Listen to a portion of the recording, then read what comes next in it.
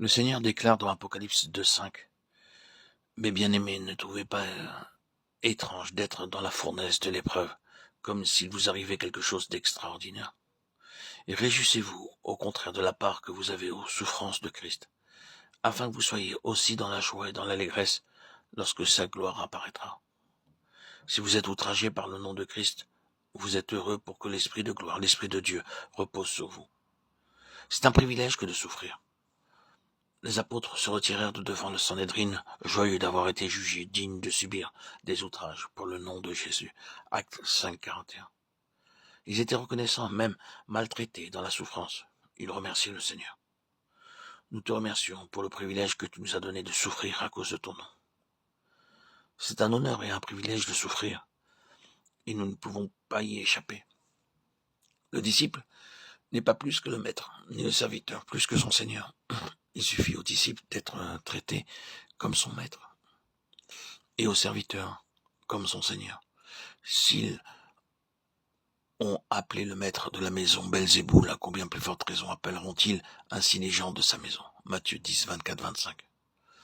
Ce que nous endurons ne peut pas se comparer à l'opprobre que lui aussi a enduré pour nous. Plus nous souffrons, plus nous sommes joyeux. Or, tous ceux qui veulent vivre pleinement en Jésus-Christ sont persécutés. 2 Timothée 3, 12. Heureux serez-vous lorsqu'on vous outragera, qu'on vous persécutera et qu'on dira faussement de vous toutes sortes de mal à cause de moi. Réjouissez-vous et soyez dans l'allégresse, parce que votre récompense sera grande dans les cieux. Car c'est ainsi qu'on a persécuté les prophètes qui ont été avant vous. Matthieu 5, 11, 12. Notre second grand privilège et notre expérience est de souffrir joyeusement. Un homme vint me voir, c'était un musulman diplômé. Il déclara : « Je veux être chrétien. » Alors je lui ai demandé : « Qui vous a donné le désir de devenir chrétien ?» Et il répondit : « Je visitais un ami du voisinage. Il y avait là un pauvre chrétien qui balayait la pièce. Un hindou passa par là, et il arriva que son vêtement toucha la poussière. Il se mit dans une telle colère envers le chrétien qu'il commença à le frapper. Alors je dis au chrétien : « Ce n'est pas votre faute. Vous accomplissez votre tâche en balayant le sol. » L'autre homme a tort. Il devait marcher de l'autre côté s'il était en peine pour son vêtement. Pourquoi lui avez-vous permis de vous frapper ? Il répondit : « Monsieur, on cracha au visage de mon Seigneur, on l'injuria et on se moqua de lui. Cependant, il ne rendit jamais l'appareil. Je suis chrétien et je ne peux pas répondre.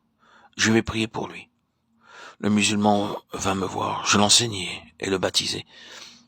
Il devint aussi chrétien. Pouvons-nous dire véritablement que nous souffrons joyeusement pour son nom ? Nous serons persécutés.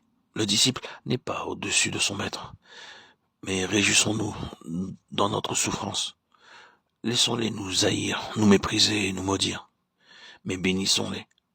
C'est par cette attitude que nous nous fortifions spirituellement. Et en même temps que nous sommes qualifiés pour notre part dans l'héritage céleste.